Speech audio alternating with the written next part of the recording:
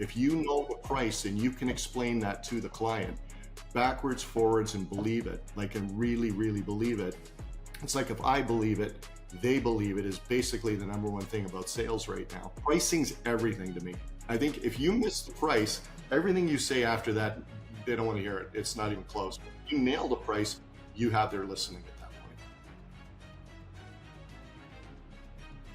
Welcome back to the Full Out Real Estate Agent. I'm your host, Mark Faris. Today, we are speaking with Paul Zammit. Paul is the number one agent, runs the number one team in Thornhill. He does, on average, about $130 million a year. And he's been a top producer in the GTA market for, well over 30 years now. Paul, welcome to the show. Thanks, Mark. Nice to be here. Thanks for having me on. Well, Paul, let's go back. We just ran into each other at the airport. We were in Fort Myers together, and I was a little bit behind there, and you're like, "Hey, Mark," and we started chatting, and it was so odd. You sat right behind me. Your seat was right behind me, and we just had a phenomenal chat. We were talking all about the real estate market and how we started, and so you have a really cool story, and you're part Maltese. I just found that out as well. And Yeah. so maybe you could share a little bit about your backstory and how you actually got into real estate. Sure. So I got into real estate when I was 20 years old. And by coincidence, I was working with my dad, and we were doing an antique show. My dad was an antique show promoter. And we had a 3-hour trip to Belleville one day. And I was asking him about his career in real estate. He had been in real estate for 10 years. And he told me for 3 hours on the way to Belleville, his 10 years of real estate looked like. And on the way back, another 3 hours, he told me more about that. And by the time I got out of the van, 6 hours later, I said, that's what I want to do for a living. And then I was 20 years old. I signed up for the real estate course. It was a 5-week course back then, and got into real estate. And that was in 1985. And this year will be my 40th anniversary of being in the business. That's incredible. And so your father being in the business, what were some of the main things that you were able to pull from? He was a top producer as well. You took it to a whole other level, but what were some of the key kind of traits that you took from him that you implemented when you started that helped you be successful? Yeah. So, one of the things that I didn't know, and I did know back then, was that, when I was a kid and I would walk into his real estate office and I would look at the board, and I'd see my dad's name up there about 5 times in a month out of 20 agents, and he was selling the most out of like 20 people, and other agents would have 1 or 2 deals and he'd have like 5 in a month. And I'm like, at that time, probably 10 years old, and I'm looking, he'd take me in the office, we'd stop by, and I go, Dad, like, wow, you sell a lot of houses, right? And, back in the day, I was thinking to myself, like, maybe there's something in the DNA. If my dad's good at this, that I'd probably be good at it. And maybe I just need to kind of pay attention to it. And, whatever it was, he was definitely in touch with whatever his unique ability was at that point. He was a musician, he was a drummer. I became a drummer. I figured if he's got that, I can do that. Really successful realtor. I ended up doing that. But it was just, I think a lot of people don't pay attention to when their family members, or there's a unique ability or some sort of a success in their family, that if somebody's good at something and it's already in your DNA, look at it, because that unique ability is, you're not far away from somebody just completely opening a door for you to say, by the way, if you choose to do that, you'll probably really be good at it without even having to try that hard. So, and then as time went on, I ended up doing a course, an 8-year program. Could have been longer than that, but I did strategic coach with Dan Sullivan. Yeah. And Dan Sullivan was all about unique ability. And so what happened was, when I saw unique ability and, Colby and, DISC and, just like personalities and how that would play into whatever, you were doing for a living, to me, it just became unique ability. Well, that's something that, I've got a unique ability at. And so whatever that is, they say, find out what it is and then build a team around it. So Dad had blazed a trail for, whatever I had done back in the day. And I just paid attention to it. Is basically being aware of it is a big part of it. I don't think people are, a lot of people pay attention or are aware of, things that are going on around them. Right. So. And what do you think your father's unique ability was? What was it that put him up on the board? Do you think like what like he was it he's just naturally good at selling real estate, or like what was it do you think that actually put him up on the board on a regular basis? I think it was his relatedness to people. There was also a simplicity in what he did. He was really good. Like common sense was his thing.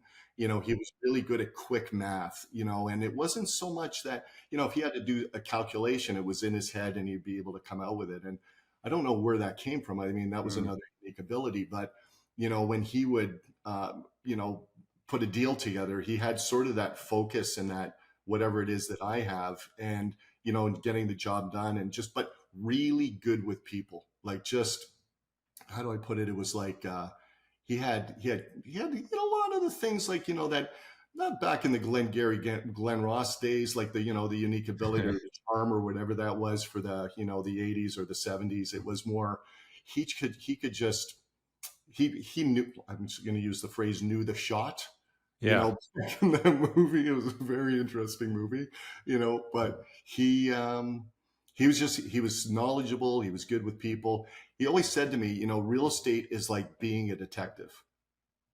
Kind of break it down for me. Like when you go into any situation, it's like there's a lot of questions to ask, right? Who the owner is, what's the reason for selling, and it was just kind of, he had that whole list to last mentality, or, how, there's a reason for everything. He had all those little nuances or those mindsets where, it would get him by in his career. And it was 10 years. I mean, Dad was in the business 10 years.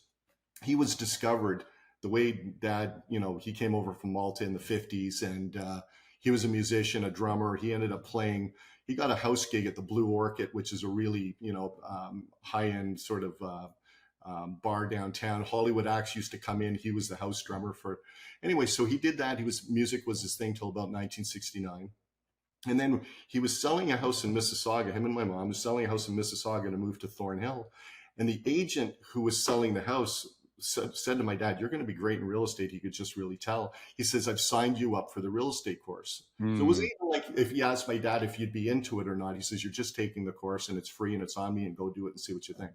And then he got out of it, and he got through the course. He got through the course and got into the business, and it worked out. that's phenomenal. Now, since you started and you've grown your team, I mean, to one of the top and all the GTA area, that's the Toronto area. If you're listening from down south, and what do you think it was that you were able to say above and beyond that list that you were able to apply that's made you so successful? I mean, that's a so far what I have is like your father there he created simplicity in how he goes about his work. He was great at math, focus, good with people. He was I really like that example of the real estate detective. That was really good. And then list to last, which is so true. Uh, was there anything else that we'll say that you've applied that has made you successful? And what I mean by that is when you started, you did something to grow. You did something to be able to get traction. And I'm just curious as to above and beyond that list, is there anything that you've applied that's helped you become so successful? It's a great question. Yeah. So I was a kid. I was 20 years old, and I was, and the average age in real estate in 1985 was probably 40, 50 years old. When I was 20, and my friends were saying, "You're getting into the real estate business. You're too young to get into the real estate business." And so I said, "Yeah, well, I'm going to give it a shot and see how it goes." And one of the things that happened was that, I had a manager back in the day when I started off with Royal LePage in 85. And she looked at me, she said, "So you're in a business where, you don't have gray hair or whatever, and you're going to have to work twice as hard to be able to earn, people's trust because you're a young person." So then, at Royal LePage back in the day, there was, the farming thing was, they were talking about farming in the early days in 1985, just as farming was starting to become a thing. And then I kind of figured out farming and, doing that. And I stuck to an area that was about 300 homes.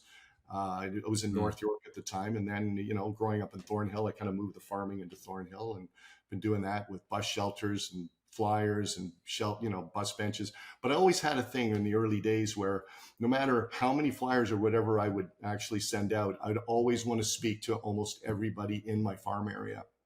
Once, have a little bit of a note. If you were to move, where would you move to next? Get to know them, that type of thing. And there'd always be that little bit of a note where I could reflect on that, I talked to them about something. And then, it was more like, from time to time, from 85 to say 1989, what I did was I worked for about 3 different companies. And then in 89, believe it or not, just before the market crashed, when, I don't know what you call it, Black Monday or Black Friday in April of 89, I was actually taking my broker's license to open up my own company was my goal. And I was an assistant manager for a company called Family Trust back then. And then when I got my broker's license and I finished my assistant manager gig, what happened was the market crashed. I was an independent and Paul Zammit Real Estate. And what happened was big companies were folding left, right, and center in 1989, 1990, 91, 92. And I had control of my funds. I knew what was going on. But if I was belonging to a big company at that point, you had a lot of commissions that you might lose. So it was just kind of fell into like the right place at the right time as time went on. And another little thing that happened to me as well back then is when the recession came, I had a colleague friend who worked for a new home builder, and he was the top agent, believe it or not, in the 80s, 85 to 1990. And I can mention his name. His name's Larry Kalmanson. And I remember seeing him when I was, the first 5 years in real estate. I don't think stats were mentioned as to who the top agent in the city was, but it was him back in the day. I was a big fan of his, and I ran into him at an open house, and I shook his hand in 1988. I said, "Listen, I'm a big fan of yours. I know you're probably the top agent in the Toronto Real Estate Board in 1988. I've been in the business 3 years." I said, "You're blowing my mind. Whatever you're doing, keep doing it."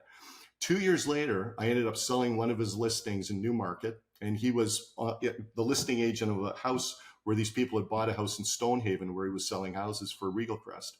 And then what happened was from there, he said, after I did the deal with him, he says, "Come by, my wife and I want to talk to you." And then I became the backup resale specialist for Regal Crest for about the next 4 years.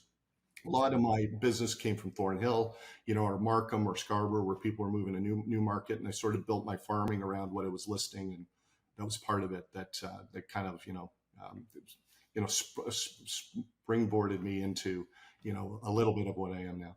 Yeah, that's phenomenal. So there's a few really good stories there. I mean, going back to the beginning when you started your farm, I really like that you actually made it a point to have conversations and get to know how many people were in that farm area when you first started? That's a good question. Yes. So I was, my area where I started off and I grew up, I always looked at, like where I delivered, when I was a kid, I delivered newspapers, and you call Yeah. it the Baby Fairways neighborhood, right? I mean, my parents had that worker bee mentality, right? And in the 70s, they, almost worked about 6, 7 days a week. As a kid, I ended up delivering the Globe and Mail to Baby Fairways. I ended up doubling my route. I wanted to switch to the Toronto Star and give the Globe and Mail a boot.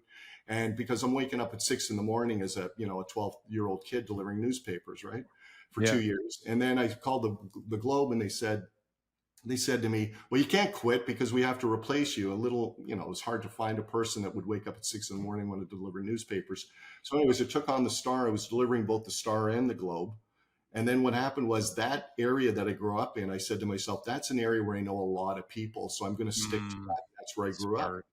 So when you think about roots and you think about where you already know people probably for 5, 10, 15, or 20 years, I think the big mistake a lot of people make is they kind of go into areas where they want to, they're new to the area and they want to break in. But if you want a little bit of a head start, you can look at where you grew up or, who you know. And so I did that.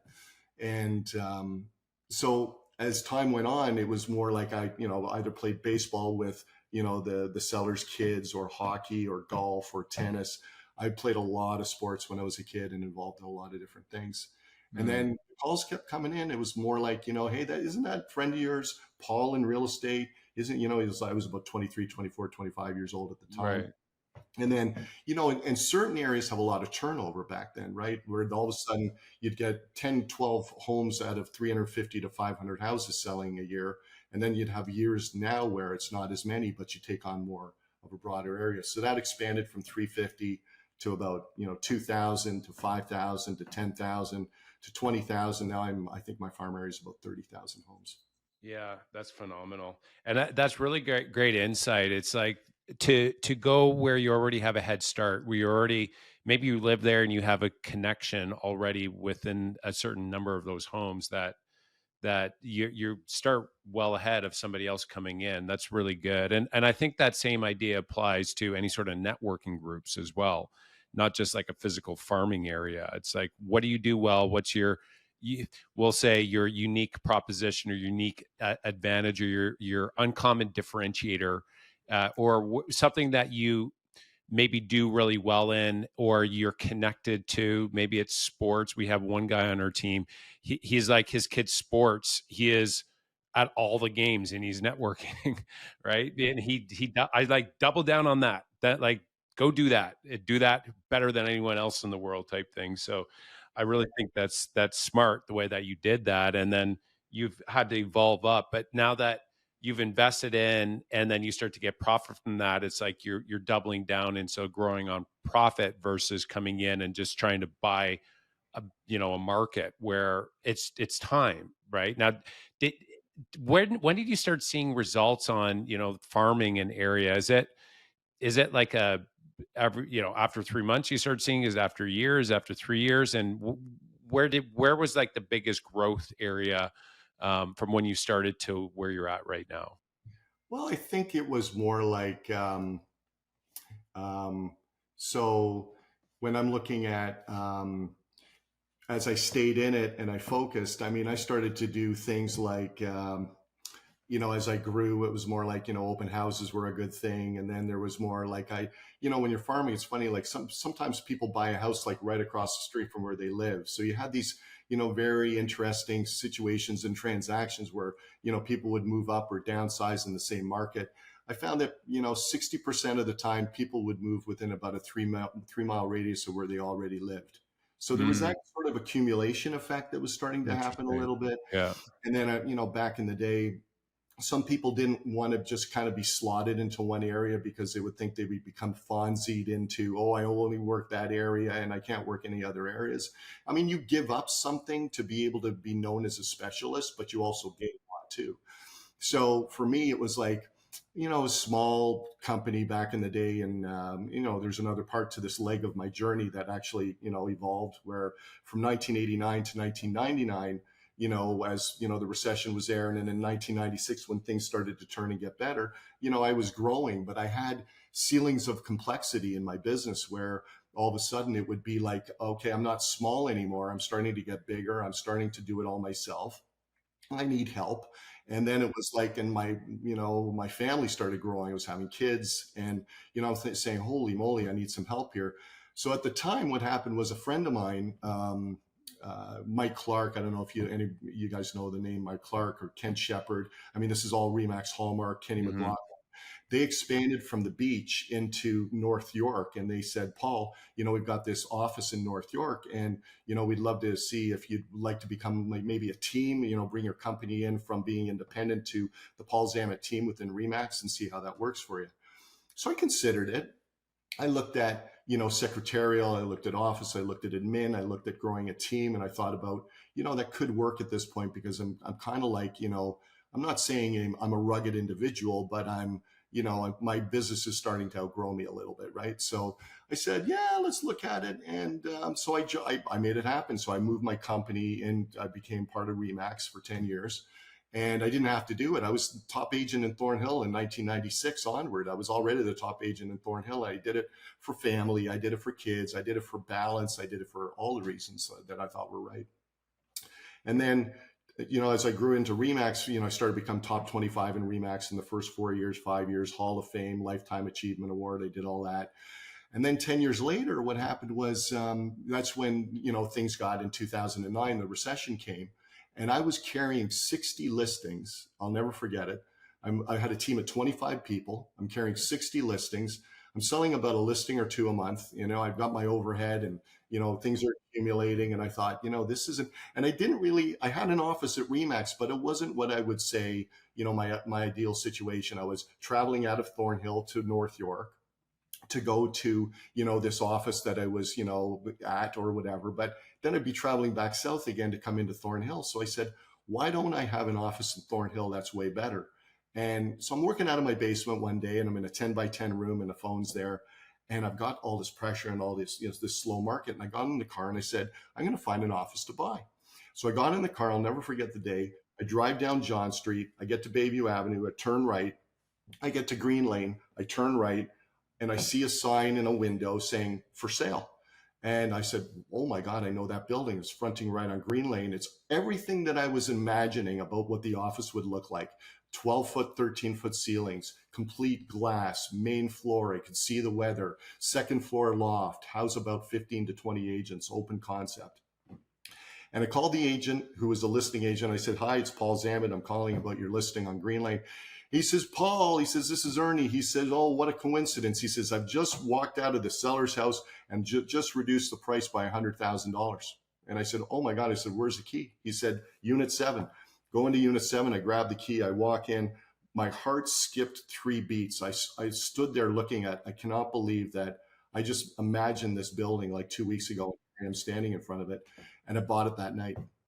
And so I had to go back to Remax and say, just because of what I wanted to do, I said, I'm moving to Thornhill, and it's closer to my market. And they said, well, do you want to stay with Remax still? I said, yeah. They said, but you'd have to change to another Remax because we don't have that grid. And Yeah. at the time, I wasn't really ready to change the company. I thought, if anything, I'll just go back on my own.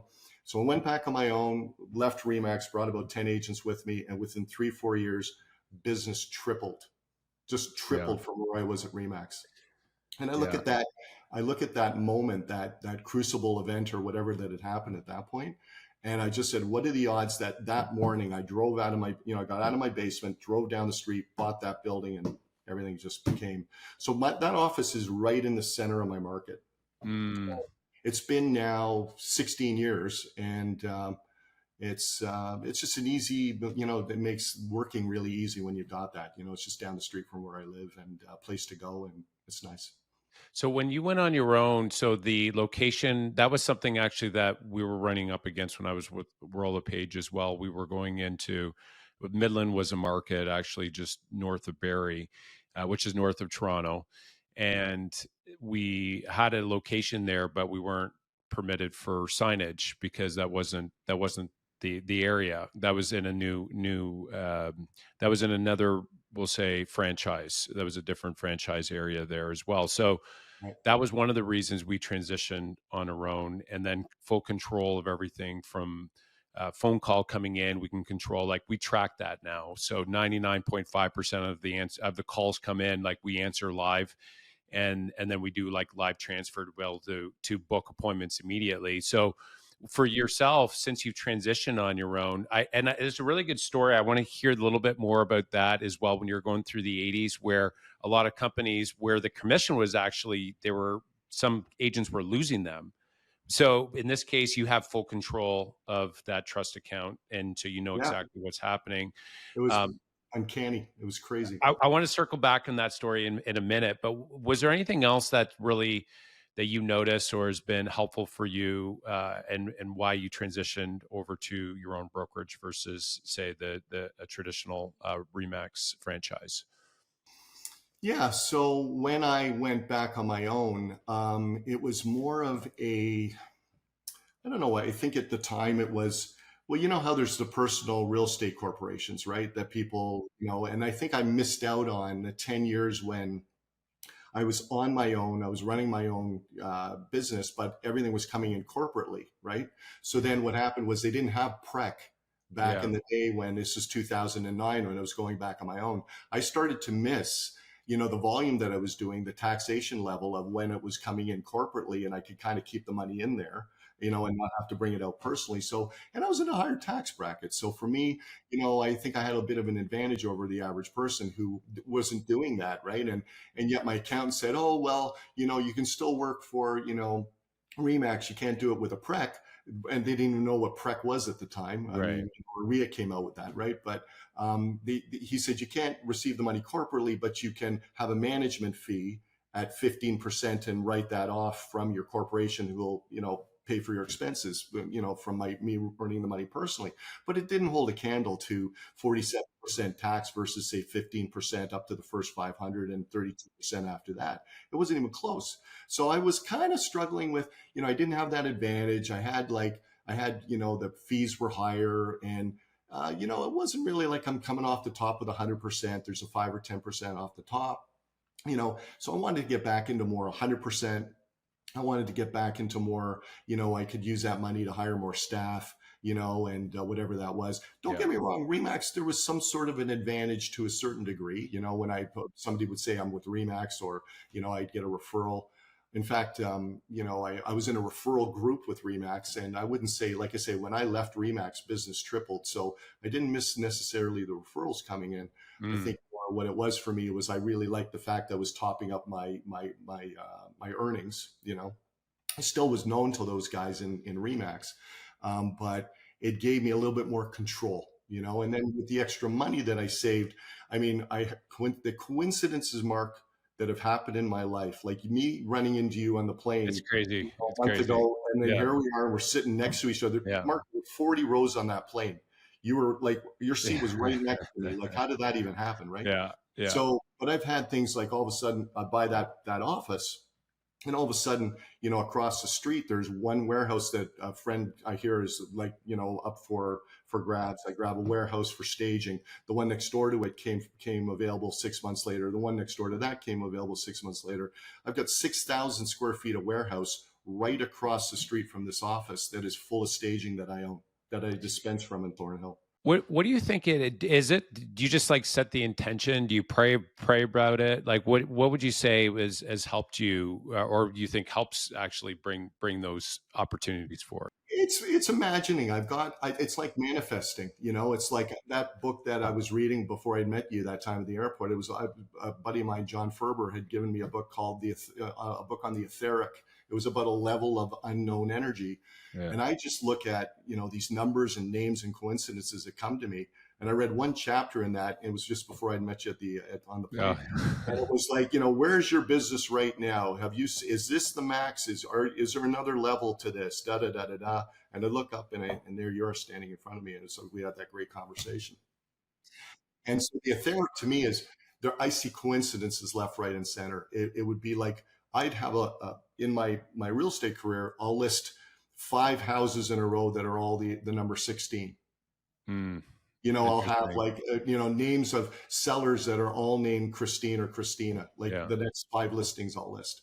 Yeah. And I say to myself, what is this? And I, just getting off topic a little bit, I ran into an energy person about a month ago, and I was just, and I always get into the habit of when I'm sitting down with people, I'll say, may I ask what you do for a living? I Yeah. just want to know, Yeah. there's maybe something in it that, Good question. It's a good yeah, question. right.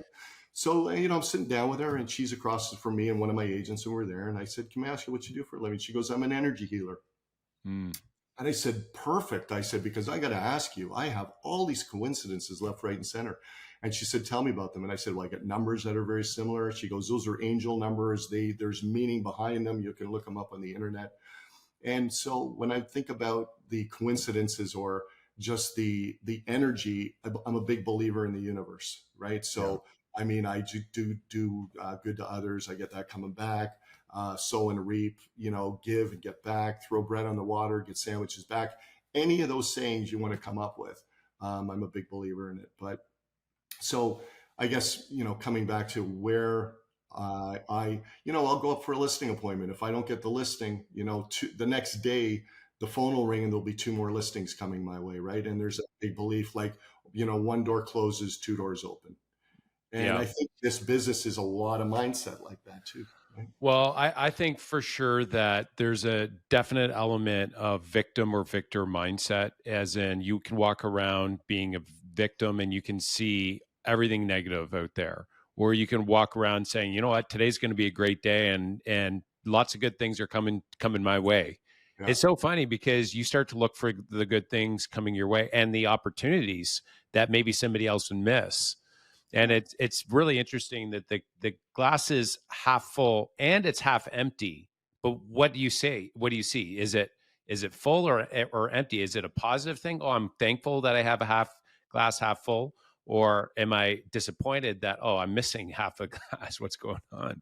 That's expectation, Right. right? Yeah, Expectation is a big part of it. 100%. And this is where when you're walking in an appointment, we see this with agents. They'll go in and they'll bash the house to the seller and they'll say it's a negative market, it's horrible, and it's like they're trying to beat up the seller.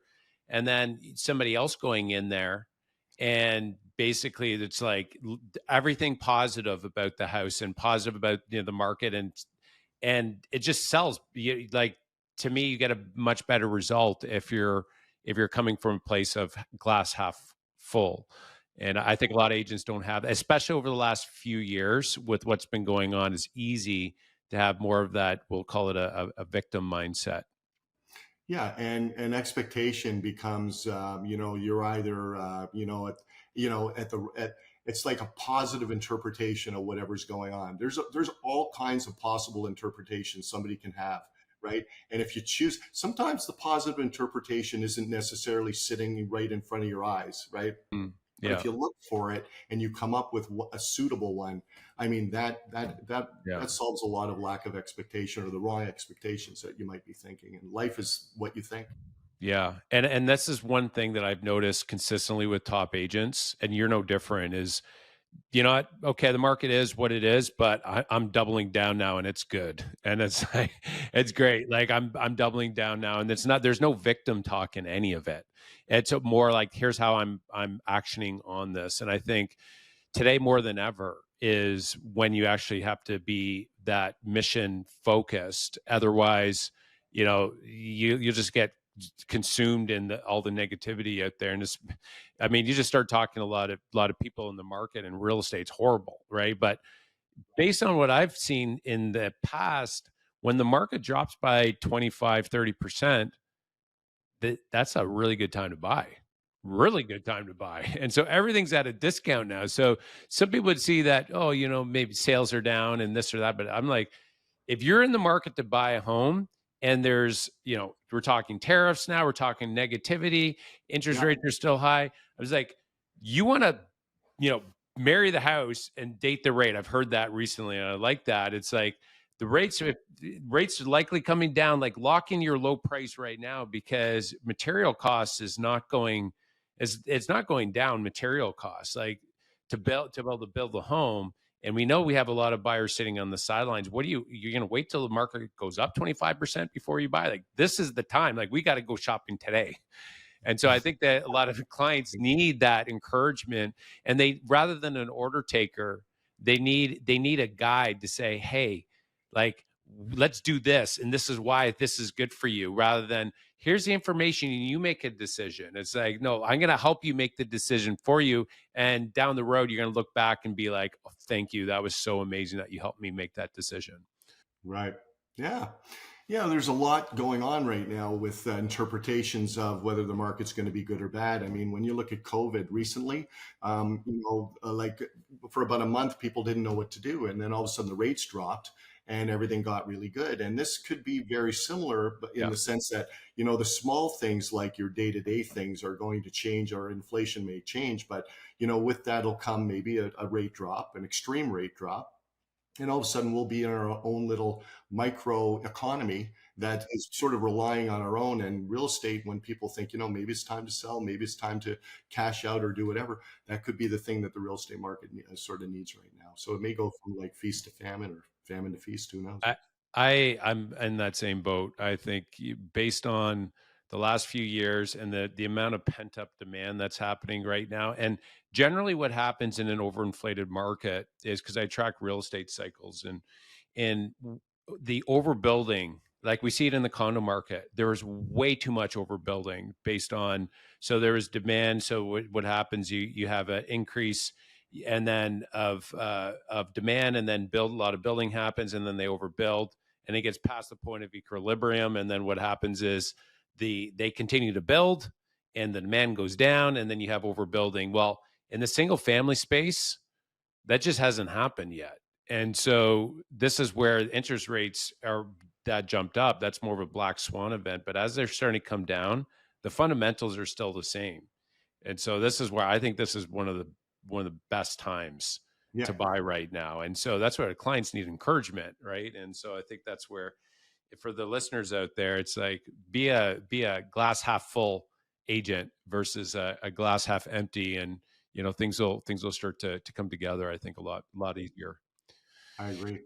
So Paul, you're from a transaction standpoint, it's unbelievable what you would be able to do in a year, and you're actually a little bit on the higher side, about 1.4 million as your average sale price as well. And so, just approximate how many transactions on average over the last kind of handful of years would you do in a given year, just so the listeners have some Yeah, so as my context on average that. price has gone up, my units have gone down because it's harder to sell in my market than it Yeah, is say, in your market, right? So, the same house in my market will go for like 1.7, but they'll travel up to Faris country and they'll pick up that same house for 900 or a million yeah, bucks. that's right. So I'm constantly reinforcing, the level of why people should buy and pay more for the land in my area, say, versus Vaughan. And Vaughan, when they cross Yonge Street and they go into Vaughan, they're going to get 40-foot lots and 35-foot lots, not a 50-foot lot. But you've got the older homes. So I'm in a sort of a kind of a, people need to kind of get help a little bit with understanding why they should buy in those areas. But one of the things in my area that seemed to be the thing that keeps bringing people back is school ratings. Like, I don't know what it is, but Thornhill's got incredible school ratings. Like the Baby Faris Public School, the actual area that I live in, has an EQAO score in 2023 of 9.9 out of 10. And in fact, I think they hit 10 out of 10. And that for people, just, and their kids, they look at public schools and they go, they want to be in that school district. So it's changed from, it's not necessarily the bricks and mortar. It's changed to the area. It's changed to like that school. It's like, it's that it's all about the kids, when you think of Hmm. families. So they pay those premiums sometimes for, it may be a little bit of an older house, or it's not, it's kind of like what Rosedale went through, right? It's like it's got that name, but it's like older homes, but something about that niche or that area keeps people coming back. So, Thornhill at one time was very suburby. Like it was kind of like, your new market at one time, but it's been as, Yeah. now it's more as close knit to say Toronto and North York than, it's ever been. So, Hmm. but one of the things as well with my area is that when you cross Steeles, there's only a single land transfer tax. When you're south of Steeles, there's two land transfer tax Yeah. in Yeah. Toronto. So that's some good So, motivation. so my market, it's less as I've come along. I mean, I was doing, I don't know, probably back in 2016, 2017, something like 200 units. I'd be selling a Got year, it. 175 to 200, and now, anywhere from 100, 110, Yeah. 120. I mean, it's come down, but don't forget, volumes come down sort of everywhere. Like units We've have, seen except we've for seen you, that. you see No, the, I don't know how. we've seen the same thing. So it's across the board for number of sales are down. Average sale price is has come down, of course, from the top of the market, at 22 to 21. But where I was going at with the transaction count is, and to be able to grow to that level, what habits have you implemented, or have you maybe had to change over the years in order to do that kind of volume? uh, because you're pretty hands on as well. So I know based on our conversation, it's incredible what you're able to get done. What productivity habits have you implemented through the years that's really helped you be more productive? Well, it's living close to my market. Like if I'm selling a house, I'm two streets over. That carbon footprint for me, and my office being, like a 1 minute drive, and my staging warehouse being across the street. You can do a lot when everything's at your fingertips, right? And if I'm getting into traffic and I'm traveling to here and there and to, 5, 10, 15 miles, and I've got to, and don't forget technology. People can sell from a lot of different places right now. You can do it That's from a right. computer, and but the whole idea with the implementation is really getting good at pricing is the number one thing. I remember in strategic coach when I was taking that course, there was the guy who was a coach for it. It wasn't Dan Sullivan, it was another guy, another Dan. And he had mentioned, he was going around the room, and strategic coaches is a program that's made up of a lot of different businesses. There's realtors, there's plumbers, there's insurance people. And, he was going around the room asking about value add. And he said, in your business, what do you think the number one value add is for you to your customer? And we all looked at each other, and I'm in real estate. I'm thinking, I don't know, it could be, standing on my head. It could be, I don't know, it's marketing. It could be that. And he looked at me, he goes, I think your number one value add, you could do a lot of things, is coming up with the right price or the judgment. If you know the price and you can explain that to the client backwards, forwards, and believe it, and really, really believe it. It's like, if I believe it, they believe it, is basically the number one thing about sales right now. And that's what it boiled down to, explaining it three different ways. And I think that, when I think about the number one habit that I would get into as to being a specialist and why my pricing would make sense and how to get it done in a timely fashion, I think that's what's gotten, my level of getting through to people or helping them understand that I'm the right person for them. So pricing's everything to me. I think if you miss the price, everything you say after that, they don't want to hear it. It's not even close. If you nail the price, you have their listening at that point. And what would you do before an appointment to take us through your process to be able to get that price right? And by the way, I think this is not talked about enough in the industry. I think it is massive as well. And as we're conversing on this, it's like going back and, the appointments that maybe started going a little bit off track. It was, that we were off on the price a little bit based on, and we didn't get feedback from them the same way. And then the ones that were like, we nailed it. It was like the relationship just went a lot better and everything flowed. Exactly. So there's wisdom in what you're saying, but take us through your process there as to how you ensure to get the right price and how do you communicate it? Yeah. And I'm not, I learned at a really early age in 1985, 86, I had a really, really amazing manager at Royal LePage. And she said to me one time, she said, have you heard of the two-step approach? I said, no. I said, what's that? She goes, well, that's where you go and meet the people. You're not ready to give them a price right now. You're going to go back and you're going to consider everything and you're going to represent. And you're going to bring whatever to the table and you're going to use that learning, to be able to take your time and come up with the right price. I don't do that all the time, but is it something that if I need to have a meeting first and I want, I think it's a complicated one? Absolutely. Am I ready to give, if I have all the people present, a price at the time and be able to show? And, Realm is amazing these days, right? On a computer where you can pull up all the listings and show what's active, show the inside pictures that will drive home whether or not that house is worth $250,000 renovated over the one that's not renovated. And that alone says so much, and a picture says 1,000 words. So there's, the paper version of it, which I still have. But I'm, and I just like to talk about adjustments, or I'll talk about the market. I'm a big guy with charts, and I show, how, where the market is right now. I use a program called through RE Marketer. I don't know if you've heard of that company. No, I haven't. This guy Ali runs it. It's got charts on there that show the market now in, say, North York, Toronto, Newmarket, Aurora. It'll show the asking to sales average, whether houses that month are selling 97% of the asking price, 98%, 101. It gives you an idea of how to price things as well. So in Thornhill, I might be looking at 1 month, the average asking to sales ratio is 110% of the asking price. So that means if I'm pricing something 10% below what I'm trying to get at 100%, it'll work, because it says that the means and the metrics are saying that if you do that on average, you'll get about 10% more.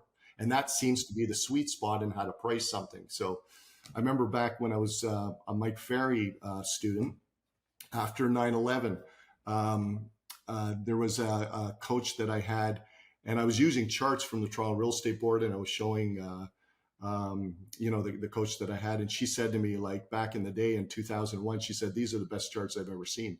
So that chart thing, and it depends who you're speaking to. Accountants like charts. Everybody likes charts, but the more detailed people that really care about their investment and where things are going, this is the biggest investment of their life.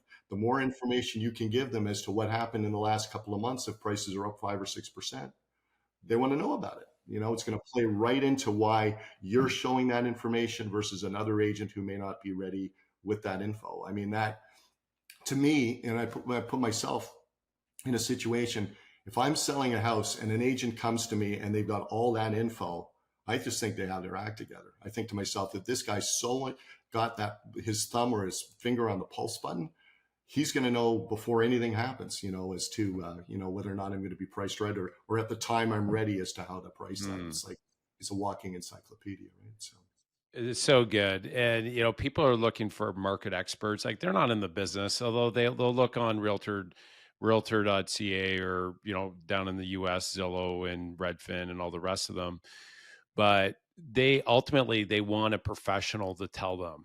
And so what you had said about the two-step, that's actually interesting because one of the things that we found through the years is we'd go on an appointment, and generally we'll do it in one case, especially if it's like more of a cookie cutter property.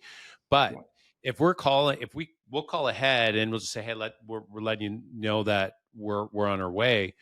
But if they're like, oh, and we say we're looking forward to meeting you and Sally or you and John or whoever we're speaking with, right? And then what happens is they're like, oh, John's not available, he couldn't make it today. Oh, so that turns into a two-step for us, because at no point should you try and present to one of the decision makers. And so we'll go in, we'll do a full tour, we'll go back and we'll do our extra research at that point, but we'll make sure that both people are there.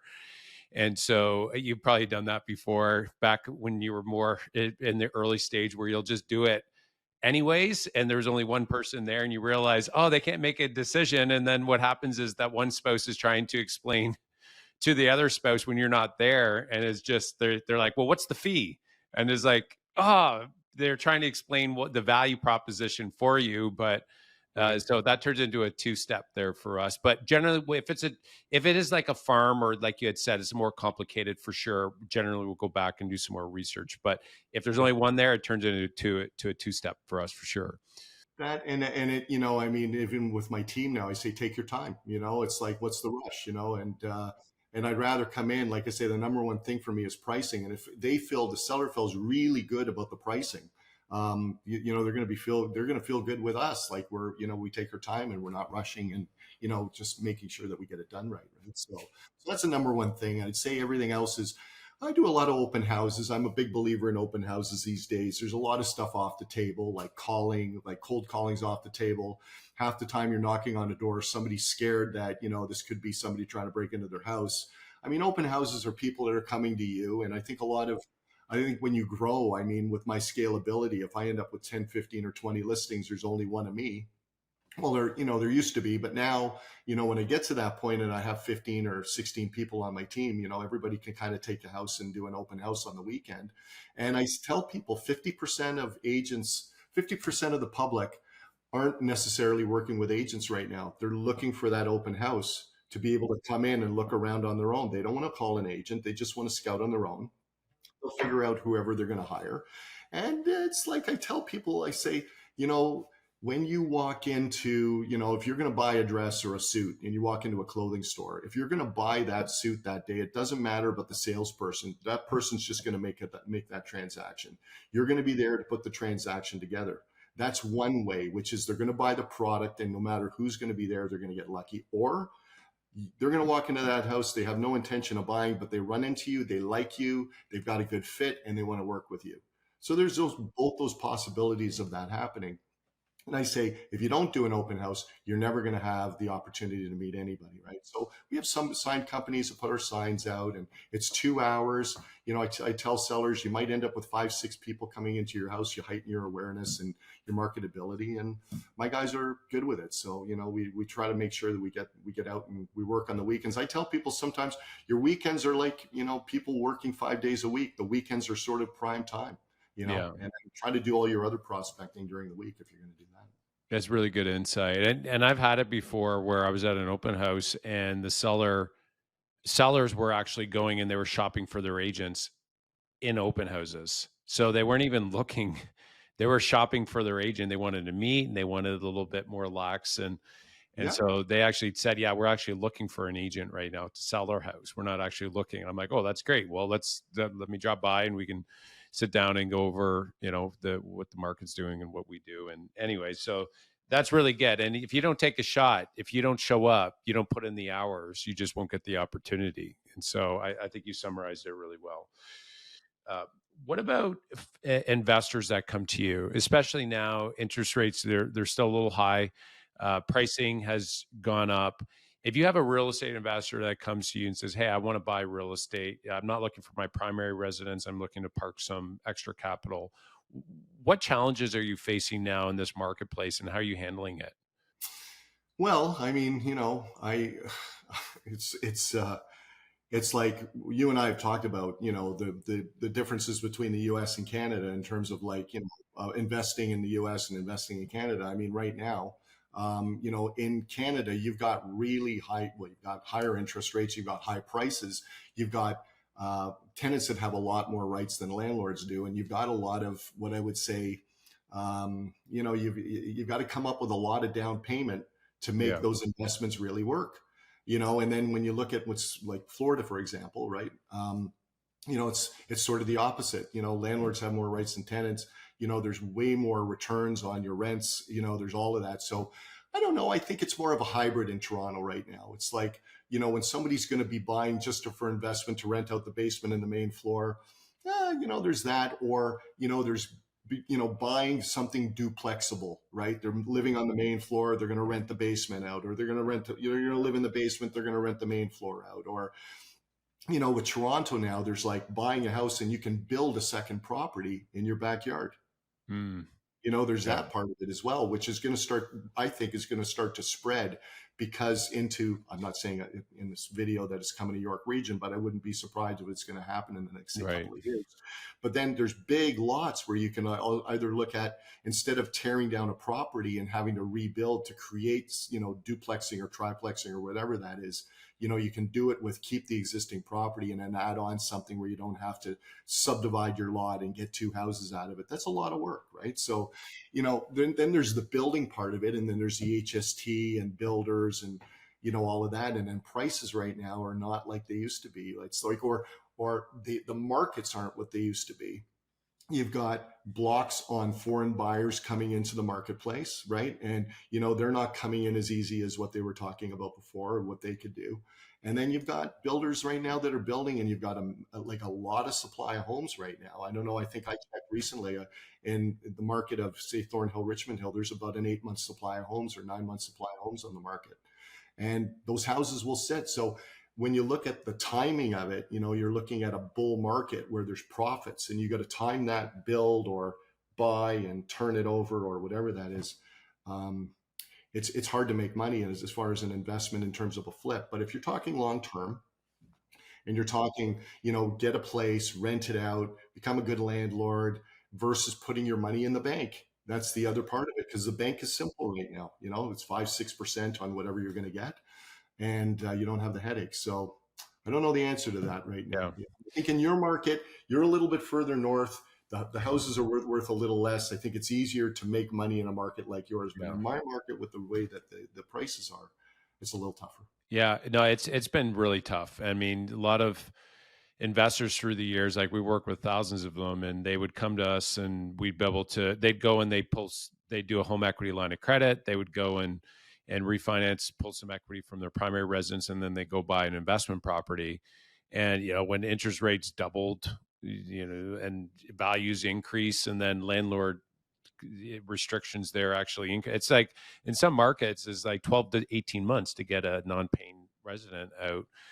And so Wow. that's where I know we've talked about this in the past. We've launched this other division, Faris Capital, where we're buying these apartments down south. But uh, that was forced. But I still think you can still make money for sure in Ontario. You just got to be creative. And so you get, like you had mentioned, you buy a lot, you knock down the house, maybe you sever the lot and you put like 2 triplexes there. And I think that there can be money made there for sure, but you got to be really ready to go and you got to know what you're doing. But Ontario long term, though, I still think that is going to do well. I think long term, but you just got to be ready to hold it out, and it's going to be harder to cash flow in the meantime. So, um, yeah, it's been tough, but definitely, I mean, listen, bottom line, I think everybody, if you can, you got to make sure you own a house, because the average net worth of a homeowner, it was at 207,000. Average net worth of a renter is 6. So you probably have some buyers out there, Paul, where it's like, I'm just going to wait for the market to drop even further, and you're like, and they're renting in the meantime. It's like, please just buy right now and just hold, because if you're gonna wait a real long time, because as it starts going up, what's going to happen is you're going to always go back to the price that you knew you could have got it, and it's always going to be too expensive. You're never going to get in, and you're just going to miss out on that whole rise. Yeah. That's true, and then they got to make a decision. It's either take the chance, and long term, it's not going to make a difference, right? It's like if they're 10 years, 15 years in a hold, markets will go up and down. It's not going to change too much, Yeah. right? Yeah. Well, I could keep talking to you about business. I feel like we just scratched the surface, but there's some really good nuggets in what we talked about. But you ready for the rapid fire and then we'll wrap this up? Sure. All right. So first question is, what's your favorite book that's made the biggest impact in your career? I would say Dan Sullivan, The Laws of Lifetime Growth. Always make your future bigger than your past. Okay. I've never read that one. Yeah. I read his other books there, but and that one was it's all chaptered in terms of 10 different areas, and really, really good book. Oh, great. Traction. Yeah. Got it. I like Traction and the E-Myth. Yeah, perfect. Yeah, all solid traction in E-Myth for sure. If you want to grow any sort of business, it's like E-Myth should be like prerequisite. You have to read that first before even starting anything. And I even think it's good for an individual agent. Just pick it up, because it'll give you some really good context on how you run things and systemizing things as much as possible. So good advice. Yeah. All right. Second question. What are 3 words that the people that know you best would describe you as? I would say focused, centered and balanced, and kind of like, I would say that I'm more like, I get excited, right? I'm kind of like, people describe me like all in, or I'm passionate, or, whatever that is that if I get sort of focused on something, I can, I just want to complete it. Right. So staying in the zone, staying in my lane. And I just think more of like, I'm more of a lifelong learner. Just want to learn. And, real estate's a funny business. It's like people think it's bricks and mortar, but it's really technology. And it's like that part. I was lucky enough with my brother when I was growing up. He was, what you call that Generation X, and I was a baby boomer, right? Which is sort of right on the cusp. And I was like, oh, this computer thing, I don't know if I can keep up with it. And my brother said, no, man, no, you let's figure this out. This is I have a Mac, I'll show you. Yeah. And then going through that whole, when I was the first, 1985 onwards, it was all, focus on, computers and stay with that. So that focus part is, I think a big part of, who I am. Yeah, that's great. It's good you had that buddy there beside you, encouraging you. That we all need more of those in our life. So that's pretty cool. You had that and have that. Okay, cool. Final question is, what advice would you give the listeners that are maybe just starting out in real estate, or maybe they've been in it for a number of years, but they want to take their business to the next level? Yeah. I would say if the business becomes overwhelming, right? I mean, with whatever you're going to do, it's like now when I was in the business, there was about 18,000 to 20,000 agents. I don't know. You tell me, what is it now? 100,000? And on Toronto it's over 70, and I think in Canada is over 100, and there's like 2 million in the US. Right. And what it is there's this overwhelm, right? Which is, what am I going to do to start out? What's my expectation about how many deals I want to do a year? And what do I need to do that? versus say, I'm going to pick 20 or 30 deals I'm going to do this year, but you don't have a roadmap to be able to do that. Your expectations up here, but what you're really going to be doing work-wise is down here, and you wonder why there's a gap. Right. So get consistent with what you're prepared to give up. And that what I call, it's not priorities, it's posteriorities. It's like prioritizing is like, okay, I'm going to make this a priority, but what are you prepared to give up in your life to be able to get to that level? Like, what are you going to stop doing? And you called it, what was it, the word that you used? Posteriorities. Posteriority. Posteriorities. It's a Brian Tracy. I was a big fan of Brian Tracy growing up. Yeah, no, I've never heard that though. That's really smart. And it's so true. You do need to give things up. It's like, you can't just keep putting more chicken in the fridge. You have to take some things out. Yeah. And it's like, it could be lifestyle. It could be what you like to do. It's like, or even, it's energy. It's like, somebody told me at one time, it's like, you want to do 20% or 30% more business. You need to work out 30% more. You need to, eat right 30% more. You have to, there's something to whatever you want to do by increasing your outputs. Right. And it's like, it's what you're going to give up to be able to gain. And a lot of people aren't present to that. They're not prepared to give up anything. They just, they're figuring they're going to keep going. And there's a lot to it, right? There's so much to it. It's like, and if I guess the other part is, it's maybe a little easier if you get on a team when you start off in the business, understand, what it's like to be on a team. Like, you've got a great team. You've done fantastic, growing your business. I think it's because you're Maltese. That must be it. That's the secret weapon. So people ask, Paul, they ask us, right? How do you grow a team? What's the secret? It's like, listen, it's the Maltese in us, right? And for those of you that are listening, Malta is like the third smallest country in the world, and Paul and I both have some Maltese in us. So that there was kind of an inside joke. We're not telling this is a kind of a joke. So hopefully you don't take this as I'm not Maltese. I'm not going to be good at real estate, but yeah, there must be, right? It must be the Maltese. So what I'm saying is, it's that, when you look at a team that's established and somebody walks into that, there's a structure there, right? There's a lead system, there's there's direction, there's all of that. And, it's like with structure, whatever you're going to get into, it's a faster path to be able to get to where you're going to get to. Some people appreciate teams. Some people don't appreciate teams. They say, well, maybe the grass is greener on the other side. And I've had people I've worked with teams that have, been on my team and left, and nothing's happened. I've had some people leave and it's been okay for them. And, it's a good way to start. Right. And, but learning, it's the key thing and the number one thing I tell people is always protect your confidence. Whatever you're doing, it's like whether you're in a good team or, you're in a situation where you need that confidence going on a listing appointment or whatever it is with people. It's always look at what's giving you the confidence to do that and always protect it.